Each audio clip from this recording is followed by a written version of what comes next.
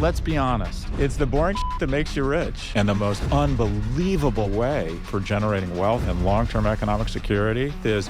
Do you think we're taught about money? Where did those people, that 1 in 5, where did they learn about money? Let me make it easy. And so the email I get most is from young men looking for guidance and mothers looking for guidance for their sons. The second most frequent email is the following: is it too late to invest in NVIDIA? And the honest answer is I don't know. I can imagine a scenario where it gets cut by 80%. I can imagine a scenario where it triples. So this is what you do. You invest in SPY, because about 20% on the dollar will go into the Magnificent Seven, because they're about 20% of the market cap of the S&P. SPY is, again, a basket of different stocks. It's an index fund that mimics the S&P. So there are 500 companies in the S&P. NVIDIA is probably 3 or 5% of the total value of the S&P. So 5 cents on your dollar goes into NVIDIA, right? About 20%, is that right? 24, 25% is the Magnificent Seven, the tech companies we talk about. 25 cents on your dollar will go to them. So assume those companies double. Great, you participate, but assume the other 493 companies finally get their time in the sun and those companies go down a half, you're still fine. You're still fine. Again, you don't need to find the needle in the haystack and stop believing in a very American way that you can figure it out. I know the brightest people in finance, and my net conclusion is that none of them have any fucking idea.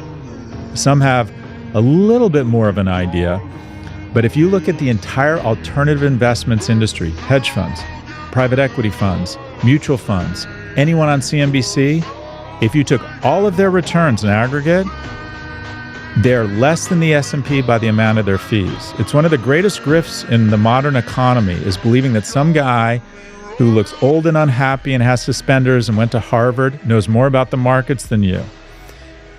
All you need to know is diversification, right? SPY, start saving young, and then the next best piece of advice is if you can, force savings. 98% of us will spend everything we get our hands on. It is very hard to have the discipline to take money that is within your grasp and invest it. Force savings plan. Find out at work if they have profit sharing or IRAs or Roths, whatever I forget what it's called here, where if you put some money aside, the government matches it. Pensions? Well, not only pensions, but there's something here, I forget what it's called. If you save 5,000 pounds through your work, the government, I think, will match it, put in 1,000 pounds. There's all sorts of saving schemes at work. Acorns, the apps that round up to the nearest dollar and then immediately shoot it into SPY. Try as hard as you can to put yourself in a position where you invest despite your best efforts not to. Because the majority of us will get that money and go buy a flat screen TV.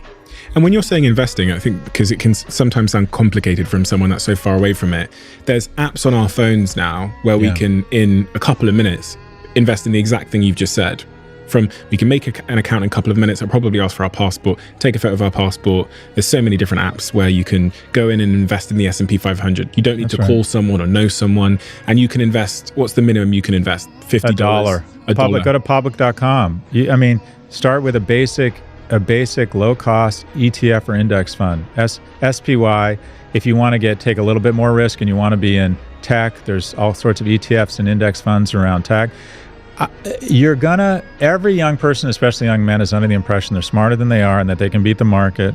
So, okay, take 30% of your money, have some fun, buy Starbucks, NVIDIA, Unilever, Novo Nordisk, whatever you think you have insight into, so you can learn a life lesson that over the long term you don't know what you're doing, and just put it in an index fund. Because the marvelous thing about the human race is we become more productive, and the Western economies, generally speaking, over the medium and long term are up and to the right.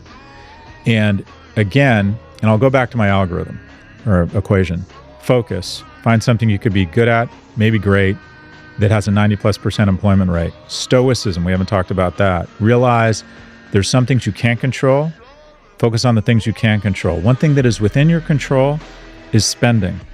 Try and find a partner, try and gamify spending. I spent $78 a week my summer between my junior and senior year, including rent, because I needed $3,300 to go back to school. I partnered with 5 other guys in my fraternity, and we gamified who could spend the least amount of money. Find a partner who's aligned with you around spending and saving, right? Realize no one's as impressed or thinking about your shit as much as you are, right? Try and find reward from exercise, from relationships, not from signaling wealth with kind of stupid shit, right? I call that stoicism. It's really more about discipline. Develop a savings muscle. One, an appreciation for time and how fast it's going to go. I was stupid. I remember my best friend Lee Lotus picking me up to go to the beach when I was in college, and he was scrambling to find $2,000 to put it into something called an IRA Roth, where his company, a bank he was working for, he was just out of college, if he found $2,000, they would match it with another $2,000. I said to him these exact words: if $2,000 means anything to me when I'm older, shoot me. I have made so much more money than Lee Lotus, and he is a multimillionaire now, so am I, but I've endured a lot more risk and a lot more ups and downs because he was that lame guy scraping together $2,000 when he was 23. I went out and spent my first bonus check at Morgan Stanley. I got $28,000 my first year out of college, Morgan Stanley. $28,000 check. I go out and I buy a $35,000 BMW, hung swim goggles from the rear view mirror thinking that would impress people. I don't know what I was doing. I figured out if I had bought a Hyundai for $9,000, which you could get in 1987 or whatever it is, and invested the other 20 in SPY, never looked at it again, I would have enough money now to buy 11 Ferraris, including that new electric Ferrari that for some reason appeals to me, which makes no sense, an electric Ferrari. Anyways, you're going to love this. I tell the people who work for me that I drive up in a Ferrari and I say, if you work really hard, someday, I'll have 2 Ferraris. Anyways, I don't have a Ferrari, by the way. My other joke about a Ferrari is Ferrari's like having a long, consistent erection. I don't have a Ferrari. Anyways, where were we going? Realize people aren't as impressed with your shit as you are. Recognize the power of time. And then the thing where I really screwed up, Stephen, diversification. Take some money off the table. Invest in, I'm hearing from employees at NVIDIA, we talked about this, diversify. It's such a bulletproof Kevlar for your mental health. You get risk-free return. Nobody knows. Anything can happen. Amazon 1999, again, lost 90% of its value. Do you know the kind of mental anguish when you go into a stock like Amazon and you lose 90% of your investments? So if you want to have some fun, ring fence it to 30% of your savings, pick some stuff, and it'll be a good life lesson for you. You may get lucky, more power to you. Over time, you're going to realize nothing beats over the long term. Warren Buffett, the third wealthiest man in the world, I'm giving you the same answer he gives. If someone has $10,000, how do they invest? And he's like, low-cost index funds. What you really need is vitamin M, money, McLaren, Mercedes, Money Lab Insights. Subscribe.